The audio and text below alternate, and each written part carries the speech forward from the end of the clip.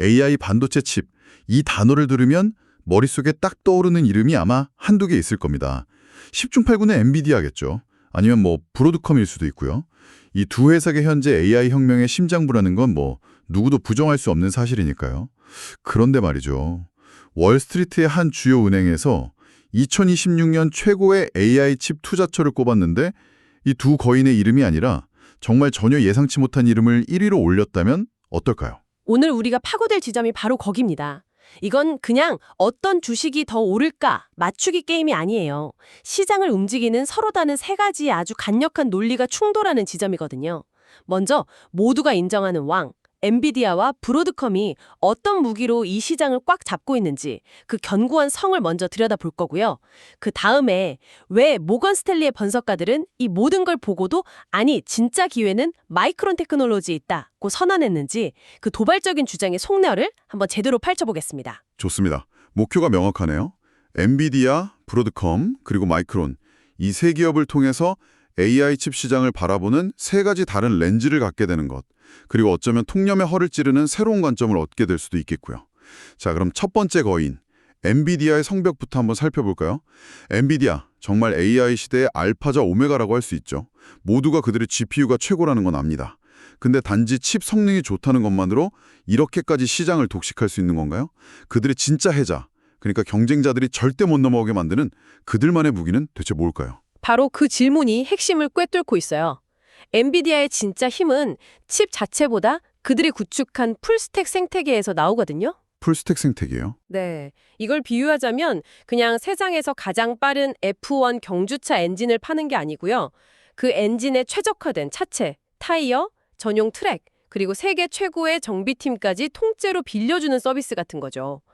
GPU는 물론이고 CPU, 네트워킹 장비까지 하나로 싹 묶은 완제품 렉스케일 시스템을 제공해서 고객의 데이터 센터 전체를 최적화해버립니다. 와, 그러니까 고객 입장에서는 골치 아프게 여러 회사 부품 사서 조립하고 호환성 문제로 씨름할 필요가 전혀 없겠네요. 그렇죠. 그냥 엔비디아라는 레스토랑에 가서 주방장 추천 풀코스를 주문하면 끝나는 거군요. 정확합니다. 근데 여기서 끝이 아니에요. 진짜 무서운 건 바로 쿠다라는 소프트웨어 플랫폼입니다. 수많은 개발자들이 몇 년에 걸쳐 쌓아올린 방대한 코드 라이브러리, 이미 훈련된 AI 모델들이 쿠다 안에 가득해요. 이걸 이용해서 개발자들이 정말 쉽고 빠르게 AI 서비스를 만들 수 있죠.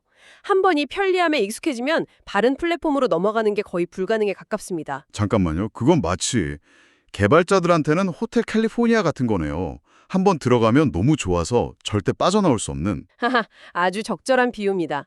젠슨 황 CEO의 유명한 말이 있잖아요. 경쟁사 칩이 공짜라고 해도 우리보다 비싸다. 아, 맞아요. 이게 바로 그 자신감의 표현입니다. 여기서 말하는 비용은 총소요 비용, TCO 개념이에요. 단순히 칩 구매 가격만 보는 게 아니라 그 칩을 이용해서 AI 모델을 개발하고 운영하고 유지 보수하는 데 드는 모든 시간과 인력 비용까지 합친 거죠. 쿠다 덕분에 개발 기간이 절반으로 줄면 엔지니어들 연봉에서 수십억을 아끼는 셈이니 초기 칩 가격이 좀 비싸도 결과적으로는 더 싸다는 논리입니다. 듣고 보니 정말 강력한 논리네요. 하지만 그런 독점적인 자신감이 오히려 독이 될 수도 있지 않을까요? 고객사들을 너무 강력하게 묶어두려고 하면 구글이나 메타 같은 거대 기업들은 이럴 바야 우리 칩을 만들자고 독립하려는 움직임이 더 강해질 수도 있잖아요. 물론입니다. 실제로 그런 움직임이 나타나고 있고요. 그게 바로 우리가 잠시 후에 이야기할 브로드컴에게 새로운 기회가 되는 부분이기도 합니다. 하지만 현재로서는 AI 가속기 시장의 80% 이상을 장악하고 있고 향후 3년간 연평균 수익이 37%씩 성장할 거라는 전망이 나올 정도로 엔비디아의 제국은 여전히 막강합니다. 자, 그럼 그 제국의 균열을 내려는 또 다른 거인 브로드컴은 어떤 전략을 쓰고 있을까요? 네, 엔비디아의 전략이 모든 것을 지배하는 완벽한 생태계라면 브로드컴은 전혀 다른 방식으로 이 시장에 접근하고 있는 것 같아요. 이 회사의 핵심 무기는 뭔가요? 브로드컴은 아주 영리하게 두 개의 전장에 집중합니다. 바로 네트워킹 칩과 맞춤형 가속기죠. 네트워킹 칩과 맞춤형 가속기요? 먼저 네트워킹. AI 데이터 센터 안에는 수만 개의 GPU가 서로 쉴 새 없이 데이터를 주고받아야 해요.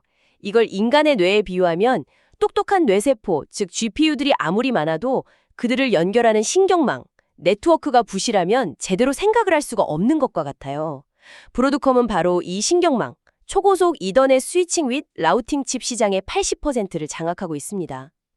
AI 시대가 깊어질수록 이 신경망은 더 촘촘하고 빨라져야 하니 이 시장은 연 20에서 30%씩 성장할 수밖에 없죠. AI 데이터 센터의 혈관을 꽉 쥐고 있다는 거군요. 흥미롭네요. 그럼 맞춤형 가속기는 뭔가요? 맞춤형이라는 단어가 좀 마음에 걸리는데요. 구글이나 메타 같은 회사들이 굳이 자체 칩을 만들려는 이유가 있나요? 그냥 성능 좋은 엔비디아 GPU를 쓰는 것보다 어떤 점에서 더 나은 거죠? 아주 좋은 질문입니다. 엔비디아의 GPU는 여러 가지 작업을 두루 잘하는 만능 스위스 아미나이프 같아요. 하지만 구글의 검색 알고리즘이나 메타의 추천 피드처럼 매일 수십억 번씩 반복해야 하는 특정 작업이 있다면 어떨까요? 그 작업 하나만 빠르고 효율적으로 처리하는 전용 도구를 만드는 게 훨씬 유리합니다. 이게 바로 주문형 반도체, 즉 ASIC입니다. 브로드컴은 바로 이 ASIC 설계 및 제조 시장의 70에서 80%를 차지하는 최강자예요. 아하. 그러니까 구글, 메타, 틱톡의 모회사인 바이트댄스 같은 기업들은 브로드컴한테 우리 서비스에만 딱 맞는 전용 칩을 만들어주세요 라고 주문을 하는 거군요. 오픈 AI나 엔트로픽 같은 순수 AI 기업들도 마찬가지고요. 바로 그겁니다. 이들 입장에선 장기적으로 비용도 아끼고 전력 효율도 높이고 자신들의 서비스에 최적화된 성능을 낼 수 있으니 마다할 이유가 없죠. 엔비디아의 원 사이즈 피치 올 전략에 만족하지 못하는 거대 고객들을 위한 맞춤형 솔루션을 제공하는 겁니다. 애플이나 암 같은 회사들도 잠재 고객으로 거론되고 있고요. 예상 성장률도 연 36%로 엔비디아와 거의 비슷해요. 정리해보면 한쪽은 완벽한 생태계로, 다른 한쪽은 핵심 부품과 맞춤 제작이라는 무기로 시장을 양분하고 있네요. 이 두 회사 말고는 다른 선택지가 있을까 싶은데요. 그런데 모건 스탠리의 분석가들은 이 둘을 모두 제쳐뒀다는 게 정말 믿기지가 않습니다. 구석에 있는 폰을 가리키면서 저것이 게임을 끝낼 것이다 라고 말하는 것과 같으니까요. 그들이 2026년 최고의 반도체 주식으로 꼽은 이름은 바로 마이크론입니다. 마이크론? 메모리 반도체 회사잖아요. D램, 낸드 같은. 솔직히 엔비디아의 GPU처럼 화려하게 들리진 않는데요. 맞아요. D램은 보통 우리가 컴퓨터 작업을 할 때 쓰는 책상에 비유되죠. 빠르지만 전원이 꺼지면 내용이 사라지는 단기 기억 장치. 낸드는 데이터를 영구 저장하는 책장 같고요. 느리지만 훨씬 많은 걸 담을 수 있죠. 그런데 AI 시대에는 이 책상과 책장의 중요성이 상상을 초월할 정도로 커집니다.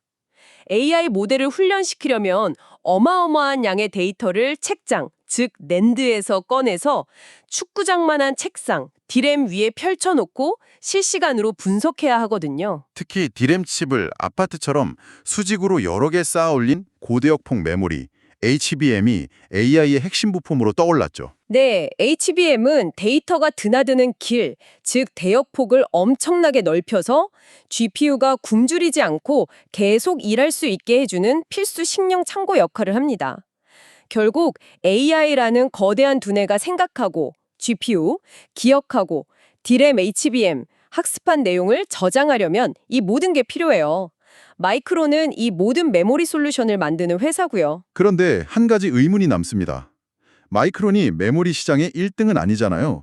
삼성전자나 SK하이닉스라는 막강한 경쟁자들이 버티고 있는데 이건 마치 3등 말에 모든 돈을 거는 것과 같은 위험한 베팅 아닌가요? 바로 그게 일반적인 시각이죠. 하지만 그들은 다른 걸 보고 있어요. 첫째, 추세입니다. 마이크론은 D램과 낸드 두 분야 모두에서 꾸준히 점유율을 뺏어오고 있어요. 특히 중요한 건 AI 시대의 쌀이라고 불리는 HBM 시장에서 지난 1년 동안 점유율을 10%포인트나 끌어올렸다는 사실입니다.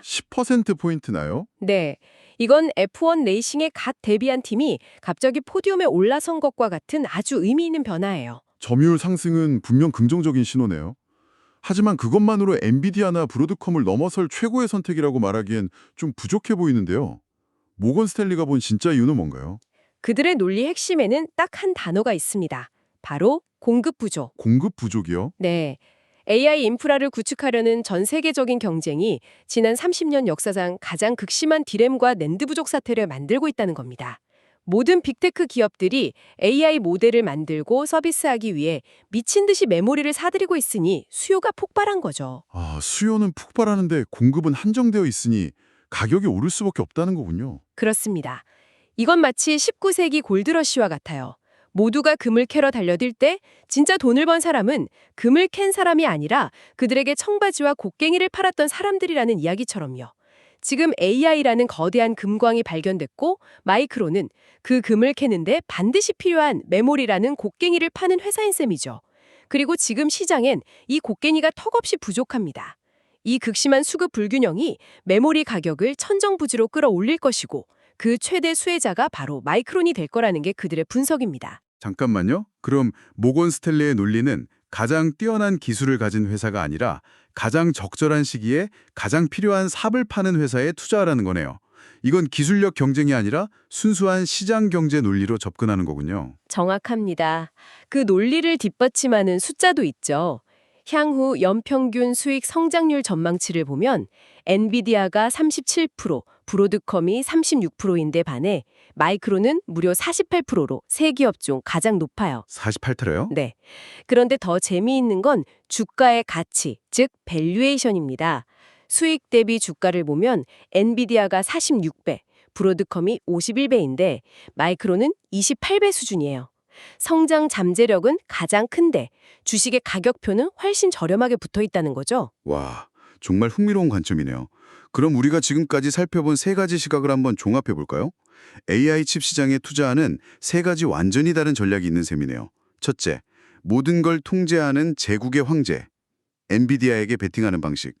둘째, 황제에게 맞서는 영주들에게 맞춤형 무기를 공급하는 대장장이, 브로드컴에게 베팅하는 방식. 그리고 마지막으로 전쟁터에서 가장 귀해진 식량, 즉 메모리 공급 부족 그 자체에 베팅하는 마이크론 방식. 맞습니다.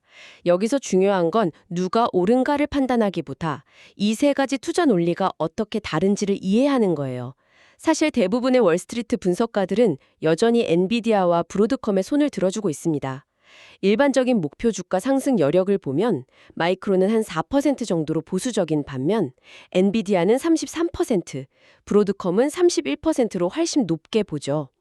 이게 시장의 컨센서스, 즉 다수의 의견입니다. 그렇다면 왜 우리는 이 소수의 의견에 주목해야 할까요? 시장의 대다수가 엔비디아를 외치고 있는데 굳이 이 하나의 반대 목소리에 귀를 기울여야 하는 이유가 있을까요? 가장 큰 기회는 아무도 쳐다보지 않는 곳에서 나타나곤 합니다. 모건 스탠리의 분석이 반드시 맞다는 뜻이 아니에요. 중요한 건 AI 붐이라는 거대한 파도에 올라타는 방식이 우리가 생각했던 것과 전혀 다른 시장의 가장 근본적인 역학, 즉 공급과 수요라는 원리에 기반할 수도 있다는 사실을 보여준다는 점입니다. 시장을 한 가지 시각으로만 보면 이런 기회를 절대 포착할 수 없다는 강력한 신호인 거죠. 오늘 이야기의 핵심을 마지막으로 정리해 보겠습니다. 엔비디아의 힘은 하드웨어와 소프트웨어를 완벽하게 엮어낸 한번 들어가면 빠져나올 수 없는 강력한 생태계에 있습니다.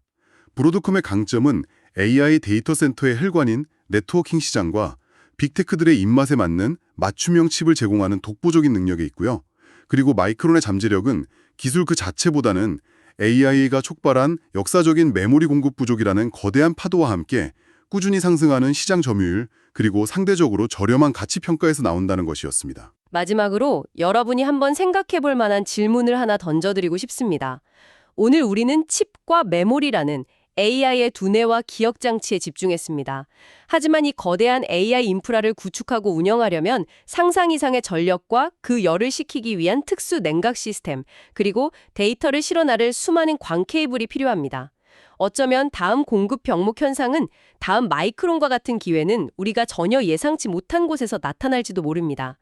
지금 이 순간 칩만큼 화려하진 않지만 AI라는 거대한 기계 속에서 조용히 그리고 필사적으로 돌아가고 있는 또 다른 필수 톱니바퀴는 과연 무엇일까요?